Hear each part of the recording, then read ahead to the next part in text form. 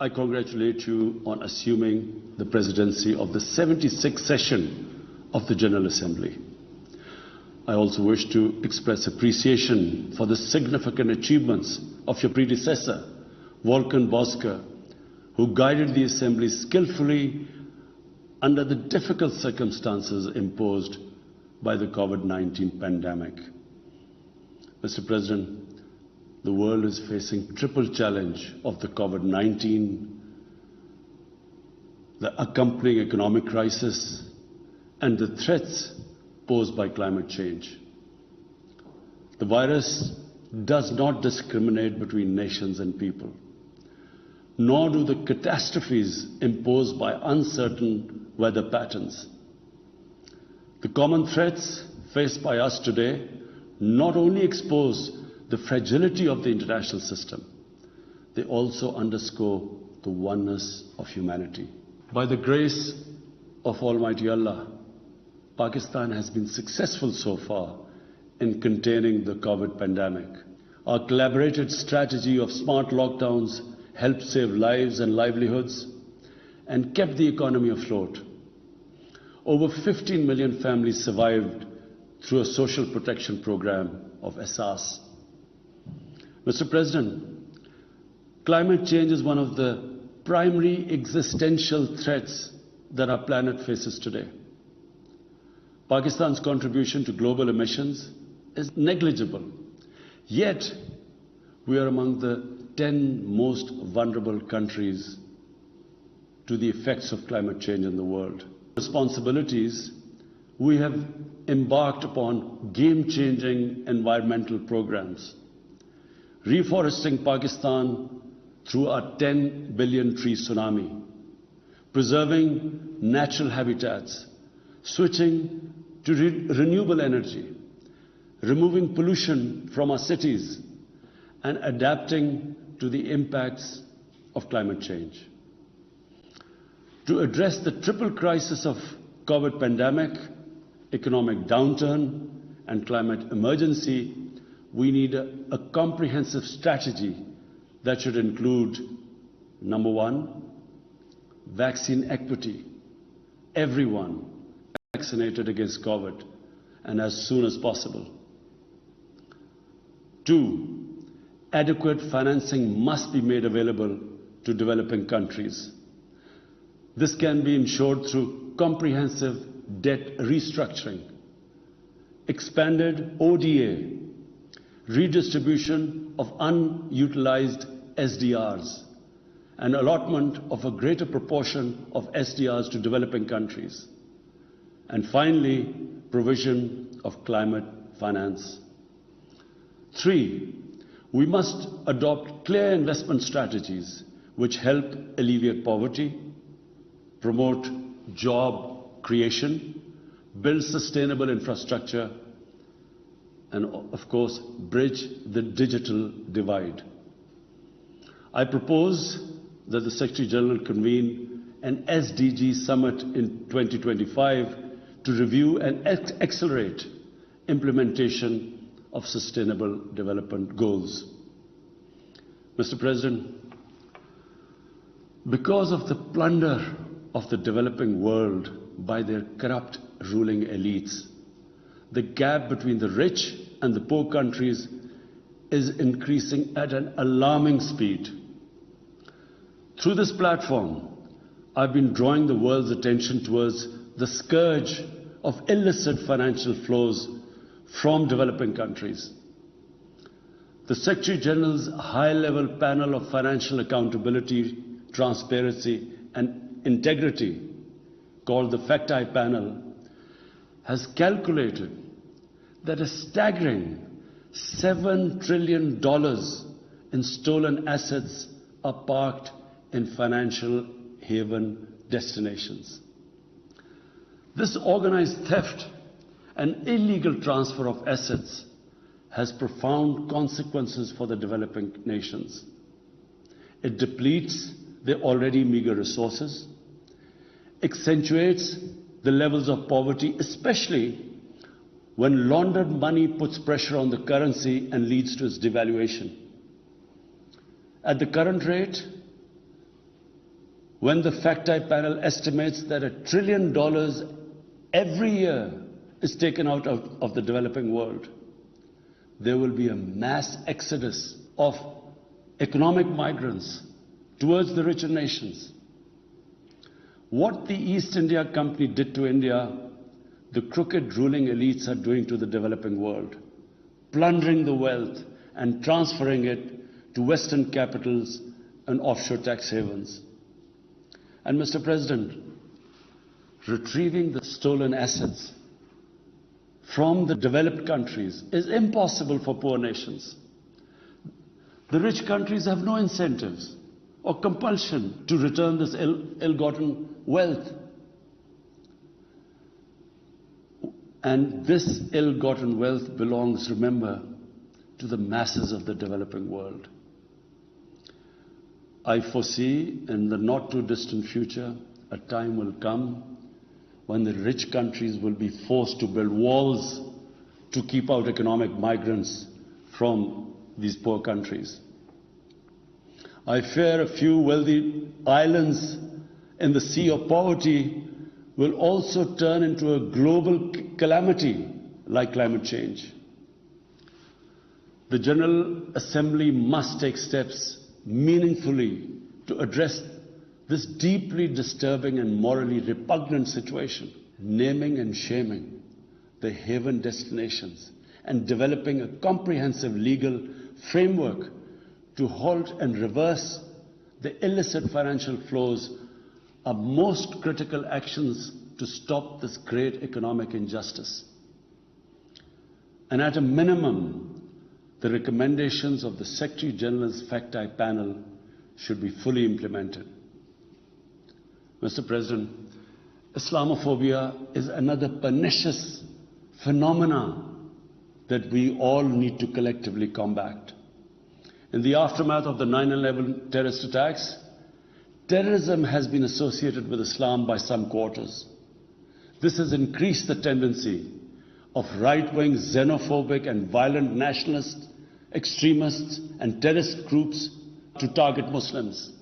The UN Global Counter-Terrorism Strategy has recognized these emerging threats. We hope the Secretary General's report will focus on these new threats of terrorism posed by Islamophobes and right-wing extremists. I call on the Secretary General to convene a global dialogue on countering the rise of Islamophobia. Our parallel efforts at the same time should be to promote interfaith harmony, and they should continue. Mr. President, the worst and most pervasive form of Islamophobia now rules India. The hate-filled Hindutva ideology propagated by the fascist RSS-BJP regime has unleashed a reign of fear and violence against India's 200 million Muslim-strong community.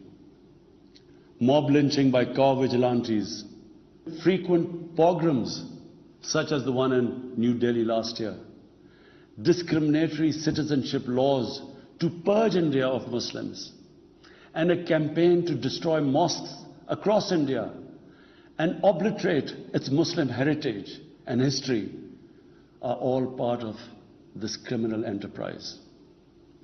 New Delhi has also embarked on what it ominously calls the final solution for Jammu and Kashmir dispute.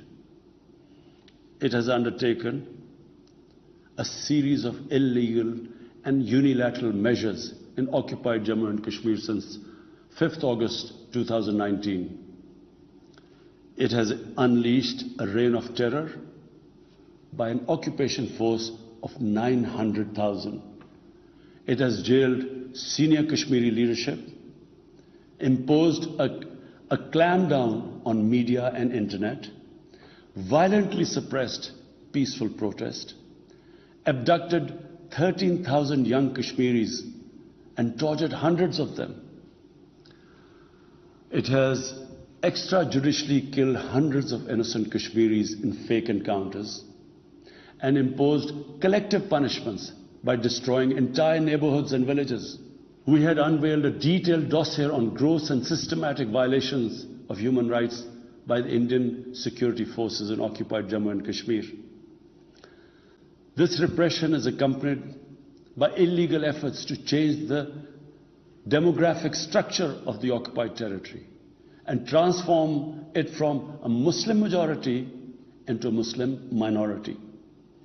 Indian actions violate the resolutions of the United Nations Security Council on Jammu and Kashmir. They clearly prescribe, the resolutions clearly prescribe that the final disposition of the disputed territory should be decided by its people through a free and impartial plebiscite held under the UN auspices. India's action in occupied Jammu and Kashmir also violate international human rights and humanitarian laws, including the Fourth Geneva Convention, and amount to war crimes and crimes against humanity. It is unfortunate, very unfortunate, that the world's approach to violations of human rights lack even-handedness and even are selective. Geopolitical considerations or corporate interests, commercial interests, often compel major powers to overlook the transgressions of their affiliated countries. Such double standards, and the most glaring in case of India, where this RSS-BJP regime is being allowed to get away with human rights abuses with complete immunity. The most recent example of Indian barbarity was the forcible snatching of the mortal remains of the great Kashmiri leader, Sayyid Ali Shah Gilani, from his family, denying him a proper Islamic funeral and burial in accordance with his wishes and the Muslim tradition. Devoid of any legal or moral sanction, this action has been against the basic norms of human decency. I call on this General Assembly to demand that Sayyid Gilani's mortal remains be allowed to be buried in the cemetery of martyrs with the appropriate Islamic rites. Mr. President, Pakistan desires peace with India as with all its neighbors. But sustainable peace in South Asia is contingent upon resolution of the Jammu and Kashmir dispute in accordance with the relevant United Nations Security Council resolutions and the wishes of the Kashmiri people.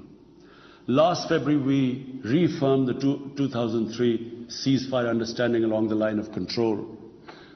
The hope was that it would lead to a rethink of the strategy in Delhi.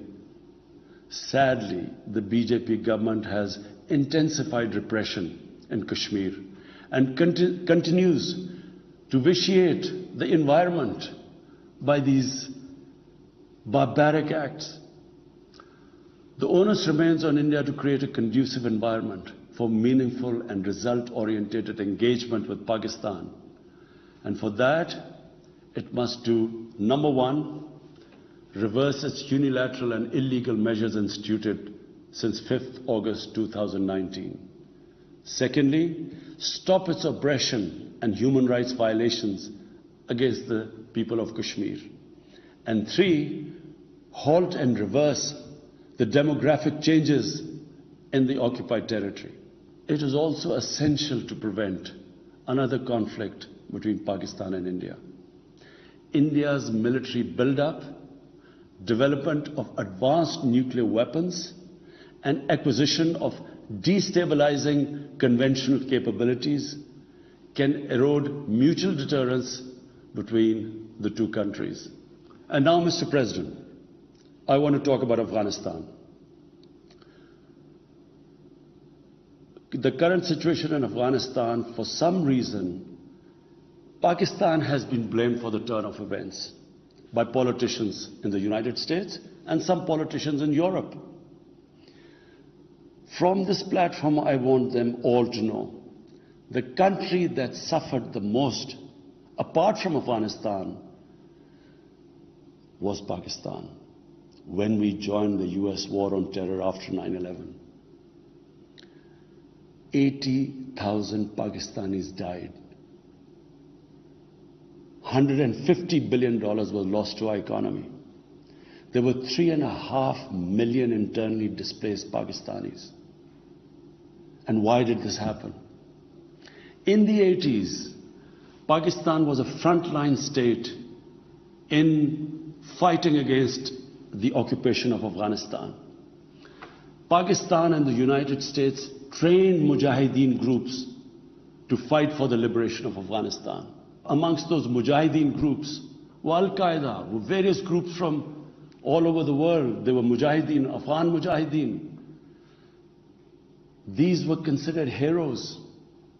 President Ronald Reagan invited them to White House in 1983. And according to news items, he compared them to the founding fathers of the United States. They were heroes. Come 1989, the Soviets leave. So do the Americans, abandon Afghanistan. Pakistan was left with 5 million Afghan refugees. We were left with sectarian militant groups which never existed before. But the worst cut of it was that a year later, Pakistan was sanctioned by the US. We felt used. Fast forward 9/11, Pakistan is needed again by the US because now their US-led coalition is now invading Afghanistan, and it could not happen without Pakistan providing all the logistical support. What happened after that? The same mujahideen that we had trained that fighting foreign occupation was a sacred duty, a holy war or jihad, they turned against us. We were called collaborators. They declared jihad on us.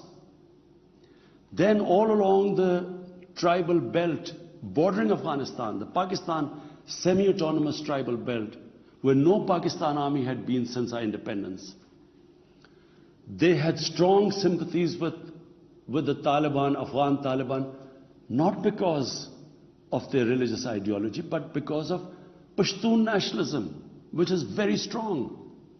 Then there were 3 million Afghan refugees still in Pakistan, all Pashtuns, living in camps, 500,000, the biggest camp, 100,000 camps. They all had affinity and sympathies with the Afghan Taliban. So what happened? They too turned against Pakistan. For the first time, we had militant Taliban in Pakistan. And they too attacked Pakistan government. When our army went in the tribal areas for the first time in our history, whenever an army goes into civilian areas, there's collateral damage. So there was collateral damage, which multiplied the militants to seek revenge. But not just that. The world must know that in Pakistan, there were 480 drone attacks conducted by the US.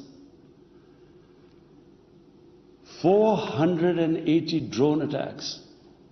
And we all know that drone attacks are not that precise. They cause more collateral damage than the militants they are targeting. So, who did the people whose relatives were being killed, who did they seek revenge? Against Pakistan. Between 2004 and 2014, there were 50 different militant groups attacking the state of Pakistan. At one point, people like us were worried that will we survive this? There were bombs going all over Pakistan. Our capital was like a fortress. Had it not been for one of the most disciplined army in the world and one of the best intelligence agencies in the world, I think Pakistan would have gone down. So when we hear this at the end, there's a lot of worry about in the US about taking care of the people who helped them, the interpreters and everyone who helped the US. What about us? The only reason we suffered so much was because we became an ally of the US, of the coalition in the war against Afghanistan. where there were attacks being conducted from Afghan soil into Pakistan. At least there should have been a word of appreciation.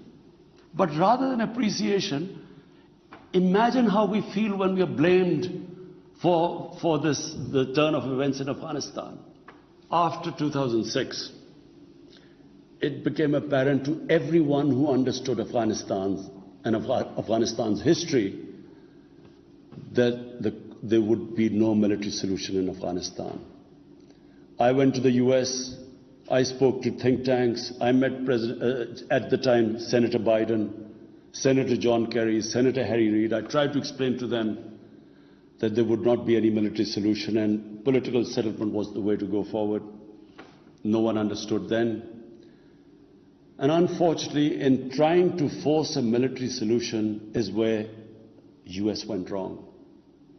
And if today,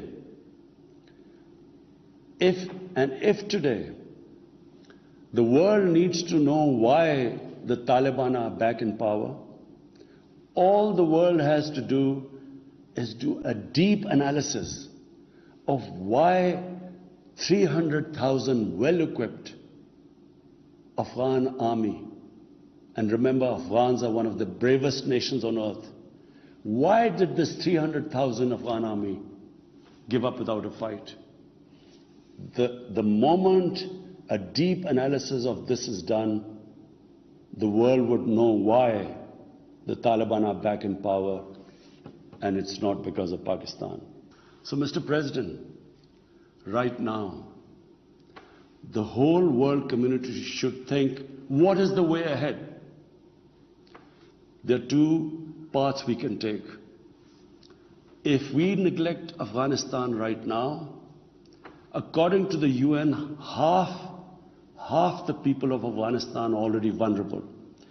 And by next year, almost 90% of people in Afghanistan will go below the poverty line.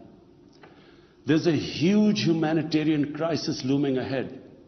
And this will have serious repercussions, not just for the neighbors of Afghanistan, but it will have repercussions everywhere if a destabilized, a chaotic Afghanistan again becomes a safe haven for international terrorists. The reason why the US came to Afghanistan in the first place. So therefore, there is only one way to go. We must strengthen this current government, stabilize it, for the sake of the people of Afghanistan. What have the Taliban promised? They will respect human rights. They will have an inclusive government. They will not allow this soil to be used by terrorists. And they have given amnesty. Now, if the world community incentivizes them, encourages them to walk this talk, it will be a win-win situation for everyone. Because these are the four things that in Doha, when the US was talking to the Taliban, these were the conditions the dialogue was all about. So if the world can incentivize them to go this direction, then after all, this 20-year of presence, of coalition presence in Afghanistan would not be wasted, because Afghan soil would not be used for international terrorism. So I end my talk, Mr. President, by urging everyone that this is a critical time for Afghanistan. You cannot waste time. Help is needed there. Humanitarian assistance has to be given there immediately. And the Secretary General of the United Nations has taken bold steps. I urge you to mobilize the international community and move in this direction. Thank you.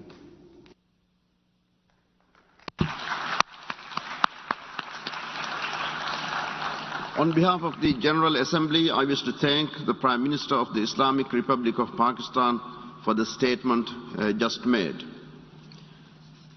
The Assembly... इस्लामी जमहूरिया पाकिस्तान के वज़ीर आज़म इमरान खान अक़वाम मुत्तहिदा की general assembly के forum से खिताब कर रहे थे। ये वर्चुअल खिताब था। 76वां जनरल असम्बली का इजलास जारी। वज़ीर आज़म इमरान खान ने खिताब किया।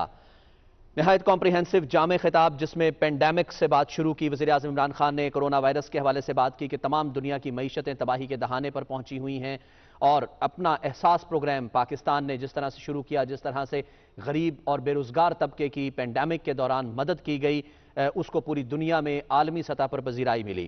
اس کے بعد دوسرا جو کی پوائنٹ تھا وہ موسمیاتی تبدیلی کے حوالے سے تھا. موسمیاتی تبدیلی کی بات کی وزیراعظم عمران خان نے. ان کا کہنا تھا کہ 10 ارب درخت لگانے کا منصوبہ دنیا میں اس وقت ماڈل کے طور پر پیش کیا جا رہا ہے. ہم پاکستان کو ری فارسٹ کر رہے ہیں. بقا کو جتنے بھی پوری دنیا کو, عالم انسان کو جتنے بھی درپیش خطرات ہیں, ان میں سے سب سے بڑا خطرہ اس وقت موسمیاتی تبدیلی کا ہے.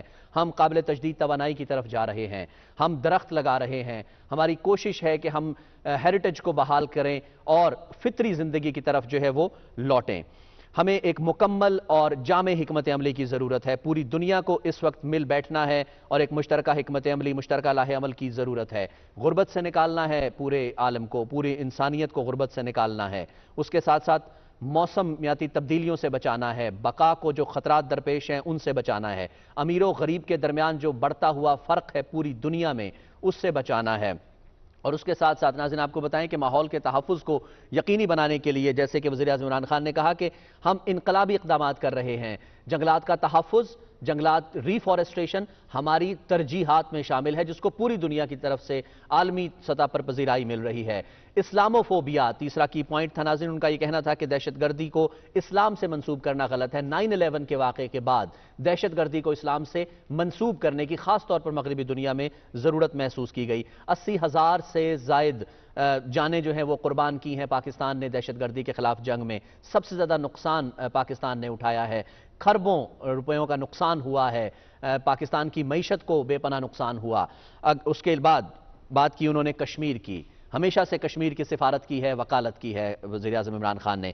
کشمیر کے حوالے سے بات کرتے ان کا یہ کہنا تھا کہ اسلاموفوبیا کا اس وقت سب سے بڑا جو ایلیمنٹ سرایت کیا ہوا ہے وہ بھارت کے اندر ہے.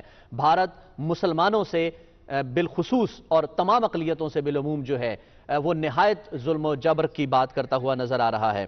اسلاموفوبیا, انہوں نے کہا کہ کشمیر میں سید علی گیلانی کے حوالے سے جو ان کی وفات کے بعد جو ان کے ساتھ سلوک کیا گیا, ان کے لواحقین کے ساتھ سلوک کیا گیا, وہ منہ بولتا ثبوت ہے کہ بھارت میں مسلمان خاص طور پر محفوظ نہیں ہیں.